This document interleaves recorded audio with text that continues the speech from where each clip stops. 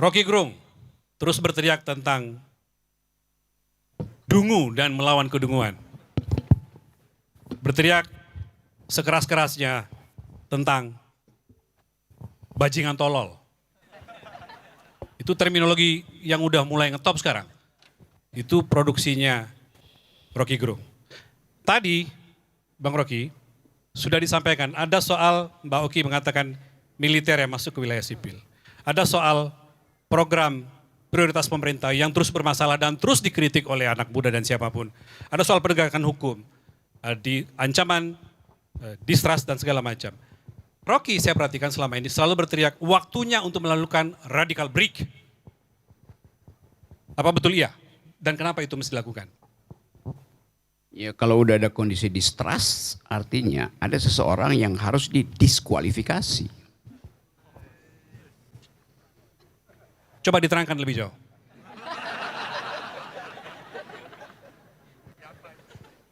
Terus terang,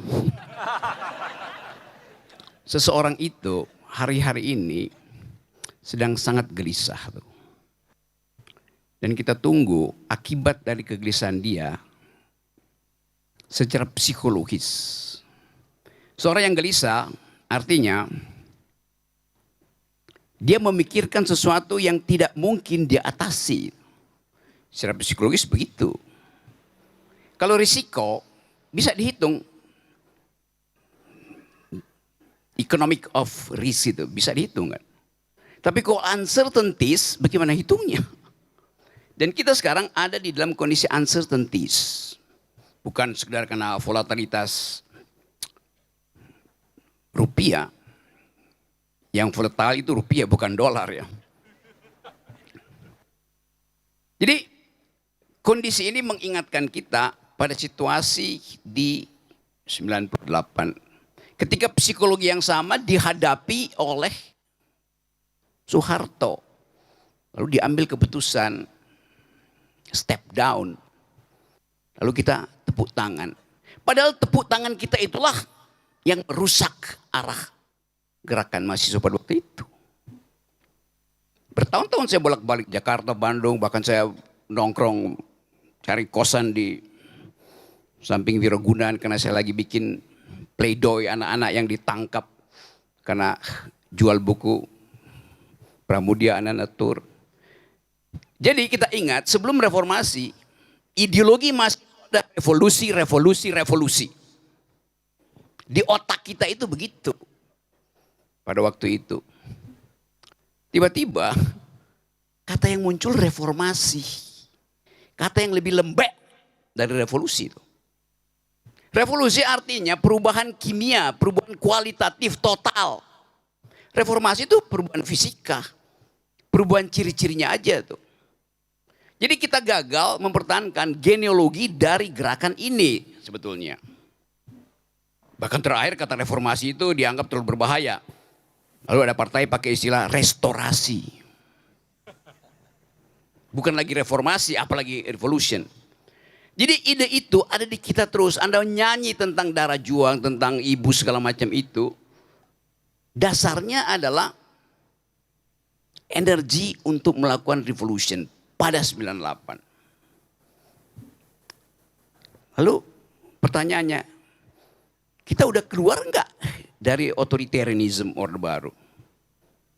Kan kita mengalami transisi demokrasi yang diterangkan panjang lebar dalam teori-teori semester 1 FISIP, teori transisi demokrasi. Kalau kita pakai teori itu, transisi artinya ada yang keluar dari untuk masuk ke. Itu namanya transisi kan? Keluar dari untuk masuk ke. Itu namanya transisi. Yang terjadi sekarang kita baru keluar dari dan belum berani masuk ke. Kita keluar dari rumah otoritarianisme Orde Baru, tidak berani masuk ke rumah demokrasi. Karena di depan kita lalu lalang tentara, lalu lalang parcok. Kan itu gambarannya kan begitu tuh. Jadi kita baru keluar dari rumah Orde Baru, belum masuk ke rumah demokrasi. That's the logics. Apa jembatan dari rumah Orde Baru nyebrang ke rumah demokrasi? Ya revolusi. Tapi kata itu kita cegat di otak kita sehingga mulut kita tidak mengucapkan. Karena dianggap revolusi itu adalah kiri. Padahal negeri ini didirikan oleh mereka yang berpikir kiri. Siapa yang nggak berpikir kiri di awal kemerdekaan? Cokroaminoto, Sultan Syahrir, Muhammad Hatta, Nasir bahkan Soekarno. Kan semua pemikir kiri. Lalu kenapa kita takut do speak left politics? Yang berani ngomong itu cuman Pak Rektor tadi. Itu pun dia mesti poles dalam bentuk puisi. Supaya nggak kena delik. Padahal kita sekarang mengalami gejala creeping militarism. Tadi saya baca berita. Pak Syafri, Jenderal Syafri bicara. Di mana depan DPR apa di mana. Kehadiran tentara yang 600 batalion itu sudah menurunkan tingkat kejahatan begal 50%. Secara fakta mungkin iya. Tapi bukankah urusan Kamtibmas itu urusan polisi? Ngapain tentara ngurusin begal? Kan ada ketakutan di masyarakat. Jadi produksi ketakutan menghasilkan implikasinya ada tentara mesti ada di setiap gang. Bukan begal. Saya akan merasa aman kalau di kampung ini setiap sudut 20 meter ada tentara di situ. Benar rasa aman. Tapi itu rasa aman palsu. Karena saya justru khawatir. Ada apa? Kenapa saya dijaga itu? Rasa aman itu timbul dari persahabatan mereka yang mampu menghidupkan deliberatif demokrasi. Logiknya begitu. Jadi, oke tadi betul. Ada yang merangkak, ada yang ada creeping militarism. Merangkak diam-diam. Dia hanya bisa dihentikan oleh masyarakat sipil melalui doktrin the supremacy of civilian value. Yang supreme dalam demokrasi bukan orang sipil, tapi nilai sipil. Di dalam nilai sipil, tentara harus ikut nilai sipil itu. Kecuali ada perang, maka kita kasih legitimasi untuk pegang senjata. Tanpa itu, tanpa ada perang, tentara nggak ada legitimasi. Karena dia alat pertahanan negara, bukan alat Kamtibmas.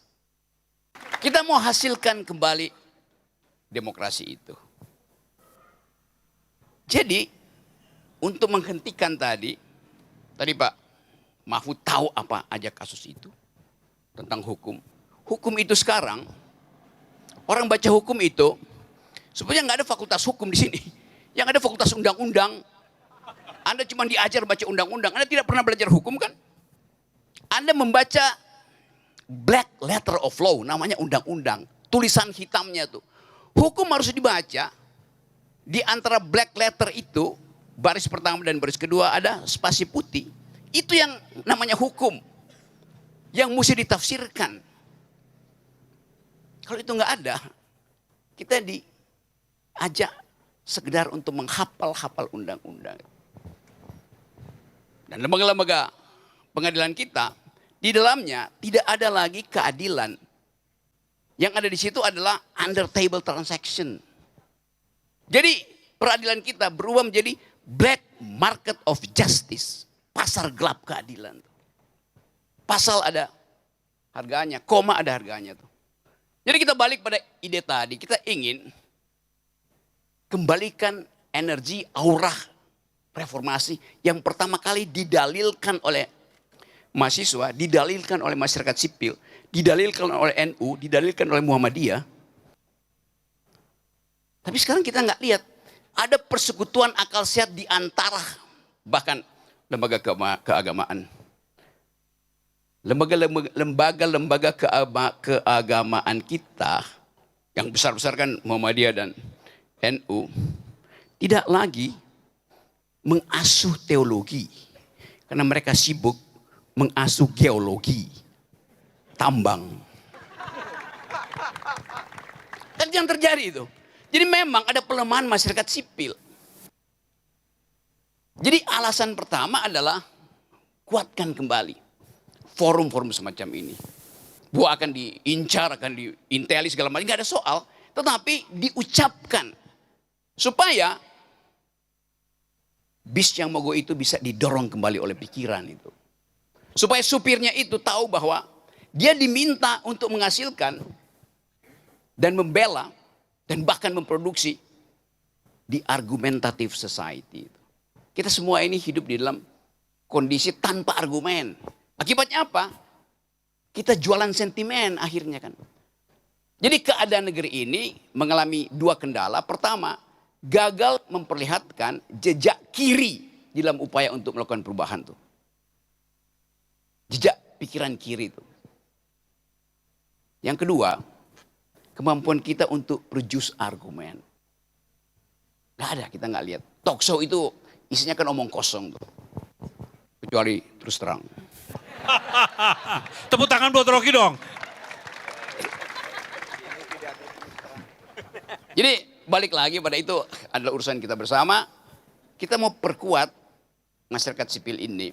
Supaya kita bisa pada akhirnya kalau diajak diskusi oleh supir bis itu, kita nggak mau diskusi, kita mau berunding. Makasih. Teman-teman mahasiswa, kita masih akan lanjut. Ya, jadi Bang Parman, Mbak Oki, Pak Mahfud, Tio masih akan bicara. Tapi sebelum itu saya pengen ngajak teman-teman juga untuk bertanya. Ya, apa yang Anda ingin tanggapi, Anda bantah atau Anda sampaikan persetujuan atas apa yang disampaikan oleh 5 tokoh yang ada di sini. Saya persilakan mahasiswa dulu deh. Anda mahasiswa ya? Oke, silakan mic-nya. Nanti masih kita buka dialognya. Tapi saya minta Anda mahasiswa dulu supaya tidak melulu dari sini yang bicara. Silakan, kenalkan diri dulu ya Mas ya, supaya teman-teman yang lain bisa menyaksikan siapa Anda. Sebelumnya, perkenalkan nama saya Prastio, saya mahasiswa Fakultas Hukum Universitas Islam Indonesia. Saya ingin menanyakan, tadi kan dijelaskan bahwa negara kita sedang mogok atau republik sedang dol. Nah, di dalam bukunya Tan Malaka, kalau nggak salah berjudul Menuju Republik Indonesia. Nah itu dijelaskan di highlight-nya adalah tiap-tiap pergerakan itu hal yang paling penting adalah kesadaran. Nah, saya ingin langsung menanyakan kepada Bung Rocky sebagai pengamat politik. Sebenarnya kalau kita lihat dalam internal dalam pemerintah, kesadaran apa Bung Rocky? Pemerintah bisa seroboh itu. Yang kedua, kesadaran apa yang bisa kita lakukan sebagai mahasiswa yang di era sekarang, era miskomunikasi, misinformasi dan lain sebagainya. Mungkin itu Bung. 2 pertanyaan ya. Oke, Rocky yang kedua bisa juga dijawab nanti oleh Tio yang buat mahasiswa. Silakan, Rocky. Ini semua akhirnya mengutip Tan Malaka tuh.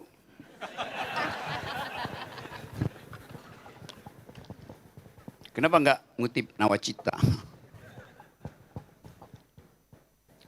Satu waktu, mungkin 10 tahun lalu, saya nyebrang dari Kamboja ke Vietnam. Ikutin Sungai Mekong itu, masuk ke gorong-gorong Vietcong. Lalu saya cari cara supaya tiba di Vietnam Utara. Saya tiba di Mausoleum Ho Chi Minh. Masuk di situ, di sebelah kanan ada pondok kecil itu. Rupanya itu pondok tempat Ho Chi Minh minum kopi luwak. Sambil membaca di situ. Ada beberapa buku di situ. Lalu ada foto, saya lirik sedikit. Profilnya itu, tiba-tiba kayaknya saya kenal orang itu. Ternyata itu saya dekat itu foto Tan Malaka. Yang lagi bertengkar dengan Antonio Gramsci, pemimpin Partai Komunis Italia, di forum internasional. Jadi Anda bayangkan nama yang Anda sebutkan tadi, itu tahun 20-an sudah bertengkar dengan pemimpin komunis Italia. Bertengkar argumen tentang masa depan dunia itu. Sementara pemimpin kita hari ini tunduk pada Donald Trump. Ada kontras historiografi atau bahkan historicism di situ. Jadi yang Anda tanya sebetulnya bagi saya, kenapa Anda akhirnya pergi pada sumber-sumber awal Republik ini? Untuk mencari ide tentang Republik, tentang masa depan, tentang visi diplomasi itu. Jadi urgensi itu ada di kita. Kita ingin ada argumen di dalam pertengkaran politik. Tan Malaka mengajarkan kita cara berargumen dengan logik, dialektik, and materialism. Tapi kenapa itu nggak diajarkan di fakultas? Anda ingin cari tahu sesuatu, Anda buka artificial intelligence. Dan artificial intelligence akan menjawab dengan cara dungus karena pertanyaan Anda dungu. Kan Anda tidak berdebat dengan si AI, Anda cari informasi. Padahal Anda bisa berdebat dengan AI. Jadi komunitas akademis kita itu adalah penunggu informasi. Konsumen demokrasi, bukan produsen demokrasi. Demokrasi diproduksi melalui pertarungan pikiran, itu intinya. Dan Tan Malaka relevannya adalah tetap dicari sebagai sumber awal untuk menikmati keindahan pertengkaran. Tan Malaka menulis, walaupun kalau saya kasih kritik, judulnya itu kontradiktif. Madilog materialisme, dialektika, logika. Dialektika itu menghasilkan kontradiksi. Artinya pertentangkan untuk membatalkan. Logika justru menghilangkan kontradiksi. Tetapi buku itu dipakai hanya untuk menerangkan bahwa Indonesia ke depan itu memerlukan cara berpikir untuk menguji politik dengan prinsip-prinsip Marxisme. Dialektika, logics. Kita kosong dalam perdebatan apapun dari parlemen sampai dapur SPPG nggak ada pembicaraan tentang dialektika tuh. Padahal untuk menghasilkan nutrisi yang bagus mesti ada dialektika antara emak-emak dan supply, antara guru dan murid. Untuk paling tidak ada bicara tentang apa artinya nutrisi itu, apa artinya stunting itu. Kita konsumsi sesuatu tanpa kita sadar bahwa yang kita konsumsi sebetulnya tidak kita tahu apa isinya itu. Jadi produce argumen itu intinya. Dan kita ingin kembalikan politik argumentasi itu ke dalam kampus. Itu saya kira yang membuat kita percaya bahwa berterus terang akan menghasilkan kegelapan baru. Bukan terang baru. Supaya kita bisa hidupkan lagi lampu pikiran yang lebih terang. Demikian seterusnya.